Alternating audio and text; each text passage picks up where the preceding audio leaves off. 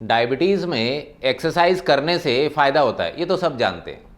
लेकिन अगर आप अपनी डायबिटीज़ को रिवर्स करना चाहते हैं या अपनी डायबिटीज़ को जड़ से ख़त्म करना चाहते हैं, तो आपको कौन सी टाइप की एक्सरसाइज करनी चाहिए जिससे सबसे ज़्यादा फ़ायदा हो। तो आज के इस वीडियो में हम इसी टॉपिक पर डिस्कशन करेंगे। नमस्कार दोस्तों, मैं हूं लोकेंद्र तोमर और आप देख रहे हैं चैनल डायबेक्सी, जहां हम डायबिटीज़ मैनेजमेंट से रिलेटेड साइंटिफिक इन्फॉर्मेशन बड़ी सिंपल लैंग्वेज में शेयर करते हैं। डायबेक्सी डायबिटीज मैनेजमेंट के लिए फूड प्रोडक्ट्स बनाते हैं। डायबेक्सी के प्रोडक्ट्स आपको आसानी से ऑनलाइन Amazon, फ्लिपकार्ट समेत बहुत से वेबसाइट्स पर मिल जाते हैं। तो अब देर किस बात की, डायबेक्सी आटा आज ही ऑर्डर करें, फायदा जरूर होगा। डायबिटीज़ को थोड़ा सा समझते हैं ताकि हमें ये एक्सरसाइज को समझने में इजी हो जाए। तो डायबिटीज़ क्या होती है कि जब हम डाइट में कुछ खाना खाते हैं तो खाने में 3 मेजर कंपोनेंट है, फैट, प्रोटीन और कार्बोहाइड्रेट। तो जो कार्बोहाइड्रेट है ये हमारी बॉडी में जाके ग्लूकोज में कन्वर्ट हो जाता है और वो ग्लूकोज पेट से ब्लड के अंदर जाता है और ब्लड से सेल के अंदर वो ऑटोमेटिकली नहीं जा पाता क्योंकि वहाँ उसको इंसुलिन की ज़रूरत पड़ती है। और जब इंसुलिन रेजिस्टेंस ज़्यादा होती है तो हमारी बॉडी में ब्लड में ग्लूकोज का लेवल ज़्यादा होगा, इंसुलिन भी ज़्यादा है, इंसुलिन रेजिस्टेंस भी ज़्यादा है और ये टाइप 2 डायबिटीज़ हो जाती है। तो अगर अब हमें डायबिटीज़ को मैनेज करना है, रिवर्स करना है, तो सबसे पहला स्टेप क्या है? अपनी डाइट का ग्लाइसेमिक लोड कम करें। अगर आप डायबेक्सी से जुड़े हुए हैं ऑलरेडी तो ये सारी टर्म्स जो मैं बोल रहा हूँ ये मेरे ख्याल से आपको आसानी से सब समझ में आ रहा होगा। लेकिन जो आज पहली बार ये वीडियो देख रहे हैं, जिन्होंने डायबेक्सी के और वीडियोस नहीं देखे हैं, तो आप डायबेक्सी का जो एजुकेशनल सीरीज़ है उसके वीडियो 1 से लेके 10 तक वो सबसे पहले आप देखें। ये 10 वीडियोज़ आप देखेंगे तो आपको डायबिटीज़ का बेसिक समझ में आ जाएगा। फिर उसके बाद आप और एडवांस चीज़ें सीखेंगे तो अच्छा आपको लगेगा।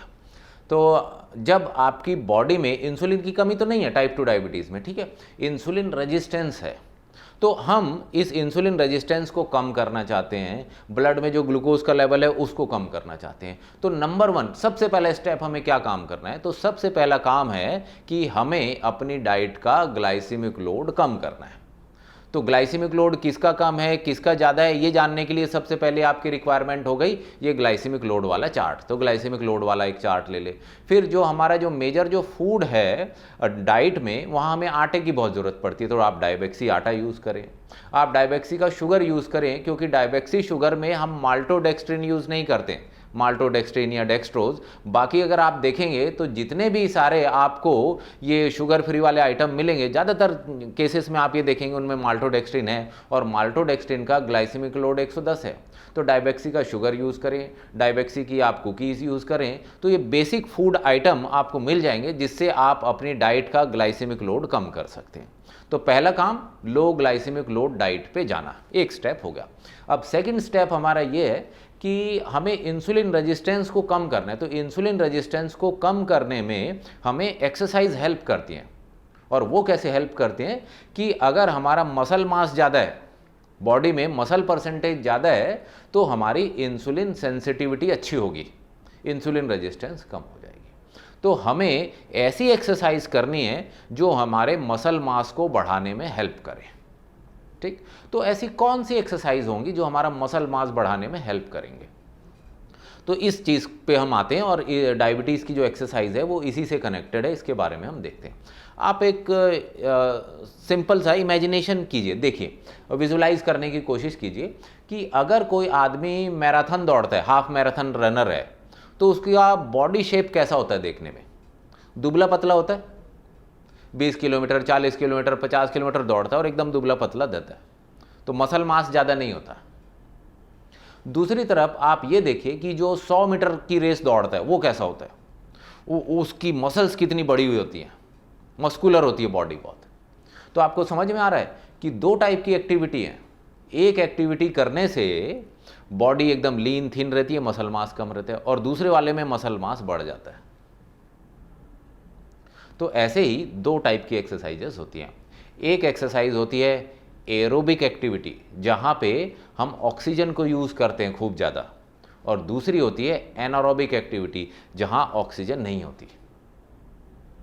तो जब ऑक्सीजन की कमी होती है, एनारोबिक एक्टिविटी होती है, तो मसल ज़्यादा एक्सपेंड होती हैं और जहाँ ऑक्सीजन भरपूर मात्रा में मिल रही होती है वहाँ पे मसल ज़्यादा एक्सपेंड नहीं होती। तो जो मैराथन वाली जो रनिंग है वो एरोबिक एक्टिविटी है, आपको ऑक्सीजन आसानी से मिलती रहती है, धीरे धीरे आदमी दौड़ता रहता है तो ऑक्सीजन खूब मिल रही है उसको, तो इसलिए उसका मसल डेवलपमेंट नहीं हो रहा।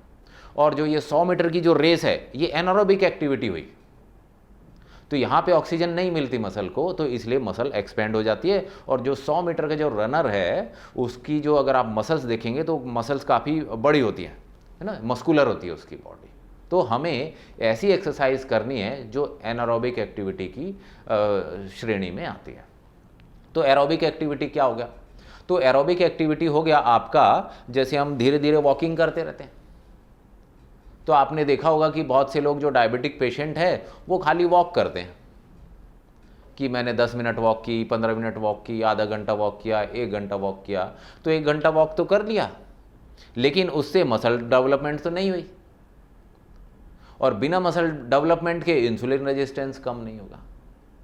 तो जो पैदल चलने वाली एक्सरसाइज हैं या थोड़ा फास्ट हल्का सा हम पैदल चल लें, उससे कोई बहुत ज़्यादा डायबिटीज़ में फ़ायदा होने वाला नहीं है। तो अगर हमें डायबिटीज़ में इसको डायबिटीज़ को रिवर्स करना है तो सबसे बढ़िया एक्टिविटी होगी high intensity interval training, HIIT word अगर आप इंटरनेट पे लिखेंगे तो आपको पता लग जाएगा किस टाइप की एक्टिविटी होती है। जैसे HIIT का मैं एक आपको एग्जांपल दूं, जैसे आप बर्पीज़ कर रहे हो, तो जब बर्पीज़ करते हैं, आप जंप करते हैं, नीचे पुशअप लगाते हैं, फिर जंप करते हैं, तो ये हाई इंटेंसिटी इंटरवल ट्रेनिंग है। और इसको जब आप करेंगे आप देखेंगे थोड़ी देर में ही सांसें फूलने लगेंगी, ऑक्सीजन की कमी हो जाएगी। तो ये क्या हो गई? एनारोबिक एक्टिविटी, इसमें सांसें फूल रही हैं, एक्सरसाइज करने में हमें जोर पड़ रहा है थोड़ी देर में। तो जो एरोबिक एक्टिविटी है वो ज़्यादा फायदेमंद नहीं है, जो एनारोबिक एक्टिविटी है जहाँ ऑक्सीजन कम है, डायबिटीज़ रिवर्सल में इसका सबसे ज़्यादा फायदा है। तो ये डिफरेंस आपको समझ में आ गया कि वॉकिंग से 100 मीटर की रनिंग ज़्यादा फायदेमंद है। लेकिन अब डायबिटिक पेशेंट क्या होता है कि कई बार ओल्ड एज भी होता है और वो इस टाइप की एक्टिविटी नहीं कर पाता, तो कौन सी एक्टिविटी करें भाई? 100 मीटर की रेस तो हम नहीं दौड़ पाते, हल्का हल्का पैदल ही चल पाते, तो हम क्या करें? हमें कौन सी एक्सरसाइज करनी चाहिए? तो उनके लिए जो ऐसी रनिंग एक्सरसाइज नहीं कर पा रहे हैं, तो सबसे बढ़िया एक्टिविटी है वो है वेट लिफ्टिंग, मसल डेवलपमेंट के लिए। तो अगर आप अपनी डायबिटीज़ को रिवर्स करना चाहते हैं तो मेरे ओपिनियन में नंबर 1 एक्सरसाइज जो हेल्पफुल होती है वो है weight lifting, muscle building activity. इसको थोड़ा समझते हैं। जैसे मान लीजिए आपने डंबल लिया और आप अपनी आर्म्स की जो मसल्स हैं इसकी एक्सरसाइज कर रहे हैं, तो जब आप आर्म्स की एक्सरसाइज करते हैं तो धीरे धीरे इसमें पेन होने लगता है, दर्द होने लगता है। वो क्यों? क्योंकि यहाँ पे लैक्टिक एसिड डेवलप होने लगता है। जब लैक्टिक एसिड ज़्यादा इकट्ठा हो जाता है तो यहाँ पे पेन होता है। और लैक्टिक एसिड कब डेवलप होता है? जब ऑक्सीजन की कमी हो जाती है। तो जब आप डंबल वाली एक्सरसाइज करते हैं तो जो ये आर्म्स है, इन आर्म्स के अंदर अब ऑक्सीजन की कमी हो गई है, और जब ऑक्सीजन की कमी होती है तो ये एक्सपेंड होना चाहती है। इतना समझे ना? तो आर्म्स की अगर हम एक्सरसाइज कर रहे हैं, इस मसल की एक्सरसाइज कर रहे हैं, तो एनारोबिक एक्टिविटी हुई। तो अगर हमें मसल को डेवलप करना है तो उन मसल्स को एनारोबिक स्टेट में लेके जाना है। तो कौन कौन सी बड़ी मसल्स हैं? क्योंकि बड़ी बड़ी मसल्स की एक्टिविटी करेंगे तो जल्दी फायदा हमें दिखाई देगा। तो सबसे बड़ी मसल्स जो होती हैं हमारी बॉडी में वो होती हैं थाइस की मसल्स, लंबी लंबी थाई मसल्स होती हैं। ऐसे ही हमारी चेस्ट की जो मसल्स होती हैं वो सबसे बड़ी मसल्स होती हैं। ऐसे हमारी बैक वाली जो मसल्स हैं वो बड़ी मसल्स होती हैं। तो ये बड़ी बड़ी मसल्स की अगर हम एक्टिविटी करेंगे तो इनका एक्सपेंशन ज़्यादा होगा। अब इसके लिए एक्सरसाइज कैसे करनी है, मतलब कौन सी टाइप की एक्सरसाइज हमें करनी है? तो इसके लिए हमें इंटरवल ट्रेनिंग का हमें कॉन्सेप्ट समझना पड़ेगा। अब एनारोबिक स्टेट में इस मसल को रखना है। जैसे हम एग्जांपल अभी हम ले रहे थे कि हम ये आर्म्स की एक्सरसाइज कर रहे हैं और हमने ऐसे डंबल उठाया, 10, 20, 15 बार उठाया और इसमें पेन होने लगा, इसका मतलब कि अब ये एनारोबिक स्टेट में पहुंच गए और हमको इसको एनारोबिक स्टेट में ही रखना है। उससे बाहर निकल गए तो फिर मसल एक्सपेंशन नहीं होगा। तो हमने एक्सरसाइज की, मान लीजिए हमने 30 बार उठाया, 20 बार उठाया, फिर हम रेस्ट करने लगे। तो जो एक्टिविटी टाइम है और जो रेस्ट टाइम है ये कितना होना चाहिए? क्योंकि हमें तो कंटिन्यूअसली इसको एनारोबिक स्टेट में रखना है ना, तो वो कैसे होगा? तो ये फार्मूला ध्यान से सुनिएगा, बड़ा इंपॉर्टेंट है। आपका जो एक्टिविटी टाइम है और जो रेस्ट टाइम है वो इक्वल होना चाहिए या रेस्टिंग टाइम उस एक्टिविटी टाइम से कम होना चाहिए। फॉर एग्जाम्पल, अगर मान लीजिए आपने 30 सेकेंड डंबल उठाया तो आपका जो रेस्टिंग पीरियड है वो 30 सेकेंड से ज़्यादा नहीं होना चाहिए। 30 सेकेंड से नीचे चल जाएगा पर 30 सेकेंड से ज़्यादा नहीं होना चाहिए। तो अब आपको क्या काम करना है, 30 सेकेंड आपने डंबल उठाया, 30 सेकेंड आपने रेस्ट किया, फिर 30 सेकेंड डंबल उठाया, फिर 30 सेकेंड आपने रेस्ट किया। तो इससे धीरे धीरे मसल डेवलप होने लगेगी, आपका स्टेमिना डेवलप होने लगेगा। अब 10-15 दिन आपने ऐसा किया, फिर आपको क्या काम करना है, 30 सेकेंड आपने डंबल उठाया और खाली 25 सेकेंड रेस्ट लिया, तो रेस्टिंग पीरियड आपने कम कर दिया। 30 सेकेंड एक्टिविटी, 25 सेकेंड रेस्ट। फिर 15-20 दिन किया, 1 महीना किया, फिर अगले स्टेप में आ गए, 30 सेकेंड हमारी एक्टिविटी और खाली 20 सेकेंड का रेस्ट। 30 सेकेंड एक्टिविटी, 20 सेकेंड का रेस्ट। तो ऐसे जो रेस्टिंग फेज़ है वो आप ऐसे घटा के रखेंगे और एक्टिविटी फेज़ बढ़ा के रखेंगे। तो इस तरीके से अगर हम काम करते हैं तो हमारी जो मसल है वो कॉन्स्टेंटली एनारोबिक स्टेट में बनी रहती हैं और उनकी ग्रोथ होती रहती है। अब मान लीजिए हमने 30 सेकेंड एक्टिविटी की और 40-50 सेकेंड हमने रेस्ट किया, तो जो मसल थी ये एनारोबिक स्टेट से बाहर चली गई, अब ये एरोबिक स्टेट में चली गई क्योंकि इसके पास ऑक्सीजन काफ़ी हो गया, तो मसल डेवलपमेंट नहीं होगा। तो आपका एक्टिविटी पीरियड ज़्यादा हो और जो रेस्टिंग पीरियड है वो कम होना चाहिए। तो इस तरीके से आप मसल को एनारोबिक स्टेट में बना के रखते हैं। लेकिन जब हम जिम जाते हैं तो अब ये तो बड़ा लफड़े का काम हो गया कि भाई अब घड़ी देखता रहेगा आदमी, 30 सेकेंड एक्सरसाइज करेगा, फिर 20 सेकेंड, तो आदमी तो ये घड़ी नाप तौल में ही लगा रहेगा। तो इसका सबसे बढ़िया उपाय है, आजकल मोबाइल ऐप बहुत आ गए हैं।